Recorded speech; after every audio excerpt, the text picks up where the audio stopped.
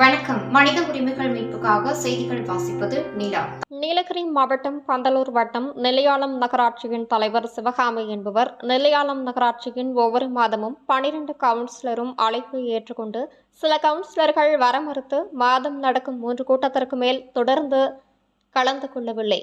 மேலும் 4வது ward councillor Srikala அவர்கள் தமிழக அரசு அனுமதி இல்லாமல் எந்த தகவலும் கொடுக்காமலும் வெளிநாடு சென்று வந்துள்ளார். எனவே இவர்கள் மீது சட்டப்பிரிவு 46B நடவடிக்கை வேண்டி பரிந்துரைக்கப்பட்டு தமிழ்நாடு நகராட்சி உள்ளாட்சி அமைப்புகள் சட்டம் 1920 மற்றும் 1998 அரசியலமைப்பு சட்டம் 243F பிரிவு அரசியலமைப்பின் பகுதி 9 கீழ் ஒரு விதியின் கீழ் நடவடிக்கை எடுத்து அனைவரையும் பதவியை விட்டு நீக்கியுள்ளார். இதனால் நீலகிரி மாவட்டத்தில் பரபரப்பு ஏற்பட்டுள்ளது.